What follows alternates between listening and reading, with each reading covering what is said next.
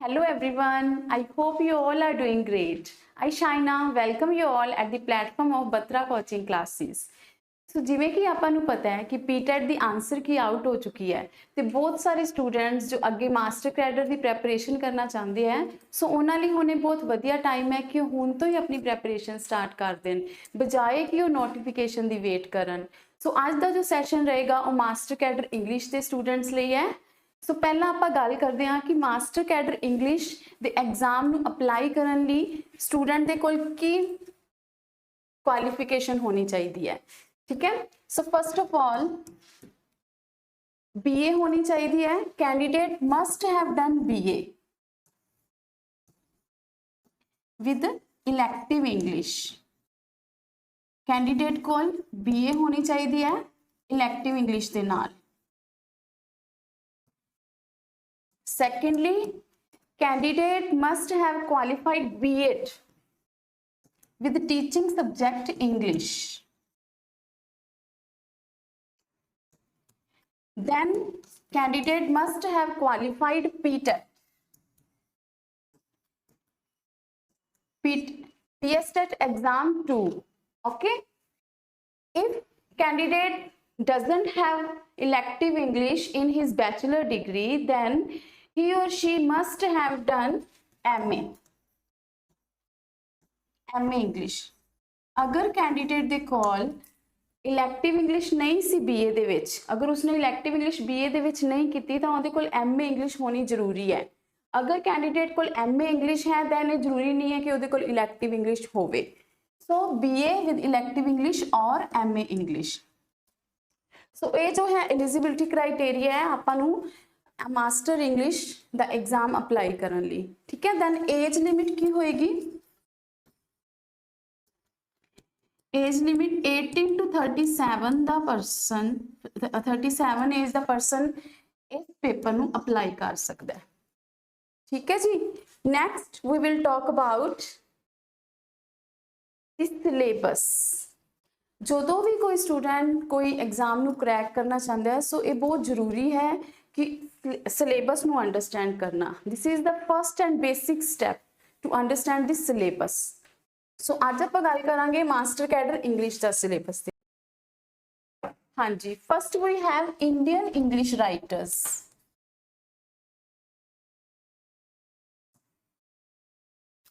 हाँ जी these writers are from India and they write in English these writer belong to India and they write in English जो कि English में right करते हैं ठीक है इन्हां विचों देखो ट्रियो है आर के नारायण राजा राव ते मुल्खराज आनंद these three writers are very important from exam point of view वैसे तो सारे बहुत important है but these three writers एक इन्हां नूं ट्रियो क्या जांदा है क्यों ट्रियो क्या जांदा है ट्रियो की हुंदा है 3 person group of 3 person R K Narayan जो है वो क्या है फिक्शनल टाउन मालगुड़ी करके जाने जाते हैं इन्हां दे आपां नोवल पढ़ांगे स्वामी एंड हिज फ्रेंड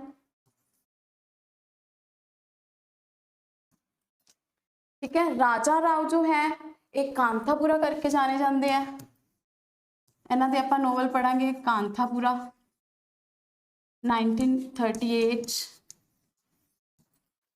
जिहदे विच इंडियन पार्टीशन मूवमेंट की गल होएगी Mulkraj Anand is known for writing realistic novel जिवें कि अनटचेबल उस टाइम ते जो inequality social injustice सी ਉਹਦੇ ਬਾਰੇ ਲਿਖਦੇ ਆ so these three writers they are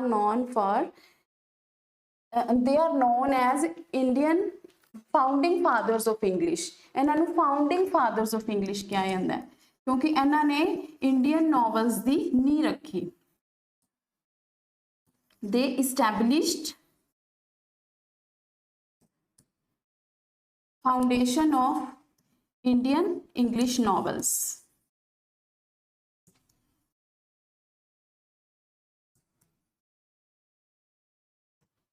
next we have Khushwant Singh जो कि बहुत famous novel Train to Pakistan करके जाने जाते हैं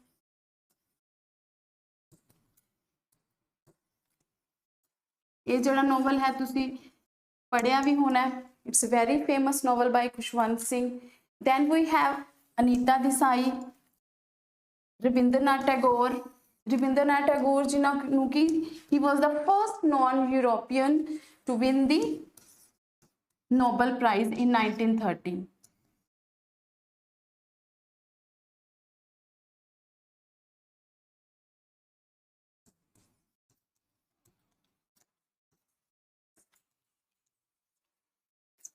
ये सारिया चीज़ा आप अपनी क्लासेस पढ़ांगे बहुत डीपली इन डिटेल, ठीक है। Then we have Sarojini Naidu जिन्होंने भारत कोकिला भी कहा जाता है, नाइटिंगेल ऑफ इंडिया कहा जाता है, ठीक है। Then we have Ramanujan, he is known for writing poetry.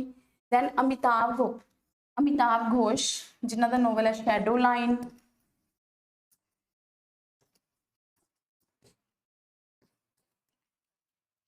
ठीक है, ये सारे राइटर्स नूं आपां अपने क्लासेस दे विच डिटेल विच पढ़ांगे, ठीक है जी। इन्हां दे करैक्टर्स, इन्हां दा बैकग्राउंड, ठीक है, इन्हां दी important lines. Then we have Elizabethan age. Elizabethan age अपने इंग्लिश के सिलेबस विच होर भी कई एजिज है, ठीक है। आप एजिज पढ़ांगे, उन्हां दा आपां बैकग्राउंड पढ़ांगे। ये एज नूं एलिजाबेथन एज क्यों क्या जाता है, इन्हां दे फीचर्स पढ़ांगे, ठीक है। इन्हां दे विच जो राइटर्स है उन्हां दे वर्क्स, उन्होंने की वर्क्स लिखे, ठीक है, उन्होंने बारे पढ़ांगे, ठीक है। दैन इंपॉर्टेंट करैक्टर्स, हर एक एज दियां आपां ये चीज़ां पढ़ांगे। इंपॉर्टेंट करैक्टर्स हो गए, इंपॉर्टेंट लाइन्स, अगर पोइट्री है इंपॉर्टेंट लाइन्स हो गया, इंपॉर्टेंट कोटेशंस हो गया, ये सारी चीज़ां आप अपनी क्लासेस दे विच बहुत अच्छी तरह डिस्कस करांगे, ठीक है। So first of all we have Elizabethan age. Elizabethan age दे विच कौन राजगद्दी ते सी, केड़ी क्वीन सी, Elizabeth. Queen Elizabeth was the monarch,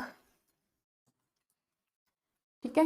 इहदे विच मोनार्क सी क्वीन एलिजाबेथ, ठीक है। क्वीन एलिजाबेथ नूं ड्रामा उस टाइम ते बहुत पसंद था। राइटर भी उही कुछ लिखते हुंदे सी अपनी राइटिंग दे विच जो उस टाइम दे मोनार्क्स नूं, किंग्स क्वीन नूं उस टाइम जो लाइक करते सी, ठीक है। सो उन्हां नूं इंप्रैस करन लई उन्हां नूं उन्हां दी प्रेज विच ज़्यादातर डेडिकेट करके उही लिखते हुंदे सी उस टाइम दे राइटर्स, ठीक है। सो फर्स्ट सो इस एज के जो टाइम पीरियड रहेगा वो रहेगा 1558 टू लैके 1603 एंड इस एज नूं गोल्डन एज ऑफ ड्रामा क्या जाता है, golden age of drama. We have well known dramatist Christopher Marlowe, Shakespeare, ठीक है। शेक्सपियर ने 37 प्लेज लिखे, देखो, ठीक है, and 154 sonnets.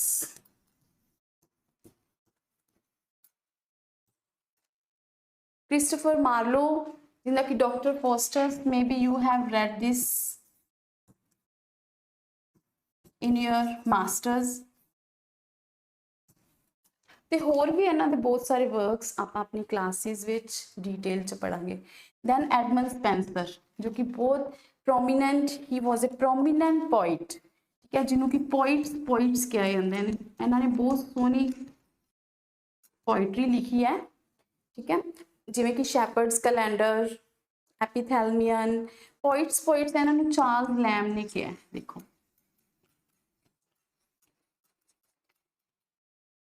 Next we have Jacobean to Restoration. इस एदियां भी आप क्वालिटीज़ पढ़ांगे, फीचर्स पढ़ांगे, बैकग्राउंड पढ़ांगे इस एज दे विच भी। सो जिमें कि इनका टाइम रह चुका है 1603 टू 1700, ठीक है। ये राइटर्स किहड़े हुए हैं, John Donne, he was a great poet, ठीक है, जो कि metaphysical, he was known for writing metaphysical poems. Metaphysical के बारे भी आप क्लासेस विच बहुत अच्छी तरह डिस्कस करांगे कि मैटाफिजिकल की हुंदा है, इहदे की क्वालिटीज़ है, ठीक है। Then we have John Milton, जिन्हों का बहुत फेमस वर्क है पैराडाइज लॉस्ट, पैराडाइज रीगेन, ठीक है। he was blind, इन्नी छोटी एज च blind हो गई सी, then still he continues writing. Ben Jonson comedy of humor करके जाने जाते हैं, comedy of humor भी आप पढ़ांगे कि की है. Then John Dryden, he was a great restoration poet. Restoration age ਨੂੰ age of Dryden भी क्या ਜਾਂਦਾ है, ठीक है जी. Then we have Augustan age. Augustan age जो है ਇਹਨੂੰ ਨੀਓ ਕਲਾਸੀਕਲ ਏਜ ਵੀ ਕਿਹਾ ਜਾਂਦਾ ਹੈ. ਇਹਦਾ ਟਾਈਮ ਪੀਰੀਅਡ ਕੀ ਹੈ,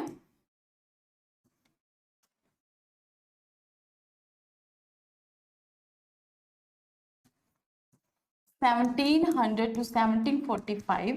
इस एज ਨੂੰ ਨੀਓ ਕਲਾਸੀਕਲ ਏਜ ਕਿਹਾ ਜਾਂਦਾ ਹੈ. ਕਿਉਂ neo classical age, why this age is called neo classical age?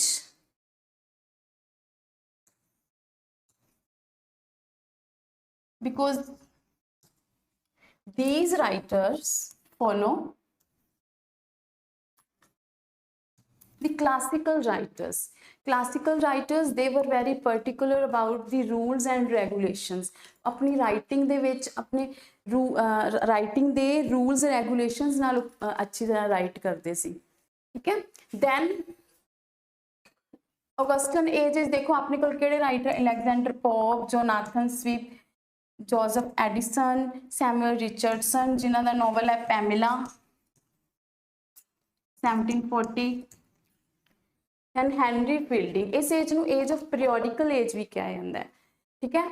क्योंकि ਇਹ ਜਿਹੜੇ ਅਗਸਟਨ ਏਜ ਦੇ ਵਿੱਚ ਨਿਊ ਕਲਾਸੀਕਲ ਰਾਈਟਰਸ ਜੋ ਸੀ ਉਹ ਕੀ ਰੂਲਸ ਤੇ ਰੈਗੂਲੇਸ਼ਨਸ ਤੇ ਫੋਕਸ ਕਰਦੇ ਸੀ, ठीक है. नेक्स्ट वी हैव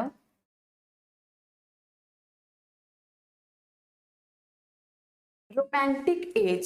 जिवें कि लास्ट एज च आपां अगस्टन एज च गल कीती है कि वो राइटर्स रूल्स एंड रेगूलेशंस ते फोकस करते सी, बट इस एज विच राइटर्स नो रूल्स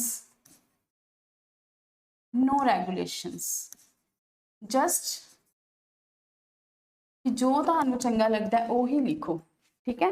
लाइक इहदे विच नेचर पोइट होए आ William Wordsworth, William Blake, Samuel Taylor Coleridge, Lord Byron, PB Shelley, John Keats, जिन्होंने सेंसुअस पोइट्स कहा जाता है. Sensuous poet Jane Austen, Sense and Sensibility, Pride and Prejudice, Sir Walter Scott known for Waverley novels, इन्हां दी अपनी novel. Yes we have Mary Shelley, Matthew Gregory Lewis. These are the minor writers, but also we will discuss about these writers in our classes क्योंकि इन्हां विचों भी questions आ जाते हैं, ठीक है. So next we have Victorian period. Victorian period दे इस time ते कौन मोनार्क सी उस टाइम दा? Queen Victoria. so इहदी टाइम पीरियड की है 1837 to लैके 1901, ठीक है. इनू एज ऑफ टेनिसन भी कहा जाता है. Alfred Lord Tennyson was a great poet of this time. Robert browning जो कि ऑप्टिमिस्टिक पोइट है. ऑप्टिमिस्टिक की होंदा जिवें हुण आपां अपने एग्जाम नूं लैके पॉजिटिव होइए कि आपां ये एग्जाम जरूर क्लीयर करांगे, जरूर जॉब लगांगे, है ना. ऑप्टिमिस्टिक जिवें कि उन्हें अपनी इन्हां दी बड़ी फेमस लाइन है, God is in his heaven, God is in his heaven, all is right with the world. कि गॉड अपने हैवन विच है, ठीक है. तो जो भी अपने नाल होएगा, जो भी इस संसार नाल होएगा, सब कुछ वधिया ही होएगा. देखो कितनी पॉजिटिव थॉट्स सी उन्हां दे, ठीक है. इन्हां ने अपनी बड़ी फेमस पोएम पीपा पासिस विच ये लाइन्स आपां नूं देखण नूं मिलणगीਆਂ, ठीक है. सो होर भी Thomas Carlyle, John Ruskin, Walter Pater, Charlotte Bronte and Emily Bronte. These are the three sisters. Emily Anne Bronte जो कि अपने सिलेबस विच नहीं है. Charlotte Bronte, Charlotte Bronte, Emily Bronte and Anne Bronte. इन्हां दे बड़ा फेमस वर्क है Wuthering Height, Charles Dickens, Thomas Hardy. जिवें कि आपां पढ़िया कि वो ऑप्टिमिस्टिक पोइट है. थॉमस हार्डी की है? Thomas Hardy, George Eliot, Samuel Buttler, Elizabeth डिकास्कल, Matthew Arnold, ठीक है. मैथ्यू आर्नल्ड ते थॉमस हार्डी बारे आप पढ़ांगे कि एक ही है पैसिमिस्टिक पोइट एंड ਪੈਸਿਮਿਸਟਿਕ ਕੀ ਹੋਏਗਾ, ਜਿਵੇਂ ਆਪਾਂ ਆਪਟੀਮਿਸਟਿਕ ਪੜਿਆ, ਥੋਮਸ ਹਾਰਡੀ ਦੇ ਬਾਰੇ ਆਪਾਂ ਪੜਾਂਗੇ। क्यों ਪੈਸਿਮਿਸਟਿਕ है कि नेगेटिव। थॉमस हार्डी जो है पैसिमिस्टिक पोइट है। जिवें इन्होंने अपनी पोइम में लिखा है कि God is in his heaven, इन्होंने लिखा है God is not in his heaven and all is wrong with the world. ठीक है जी। सो ये सारिया चीज़ां आप अपने क्लासिस दे विच बहुत अच्छी तरह डिस्कस करांगे। ठीक है जी।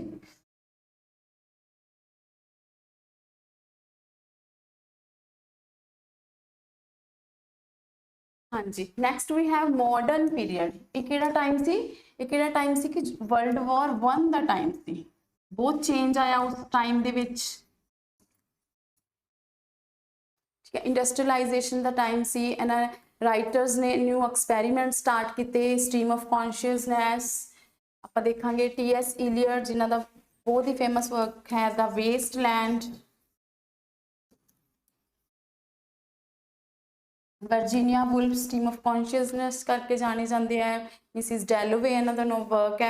Joseph Conrad, heart of darkness, James Joyce, A M. Forster, D H. Lawrence, sons and lovers, W B. Yeats, George Bernard Shaw, Harold Pinter, Samuel Beckett, I A. Richards.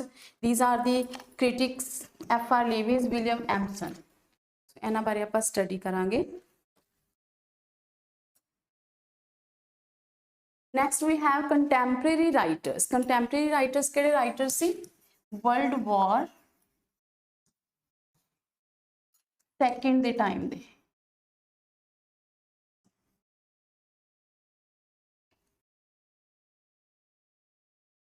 Yes, World War II दे time दे 1945 onwards।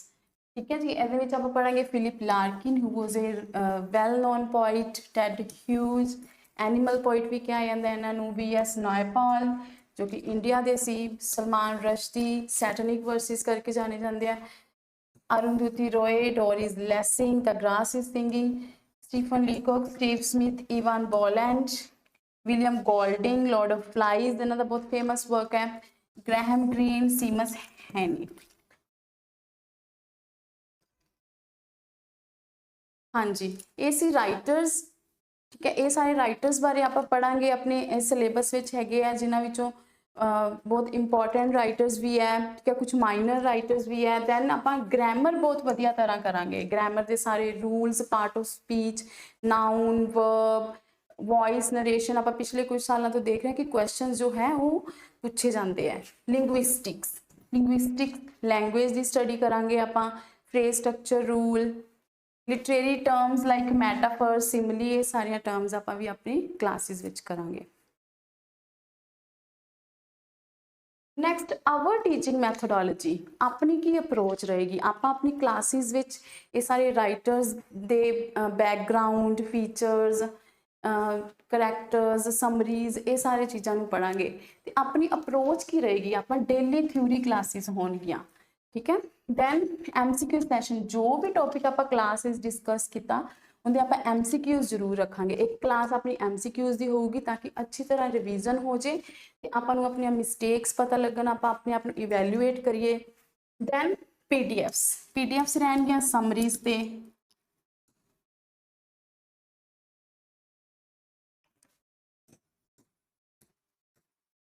Characters, summaries. ठीक है, important lines,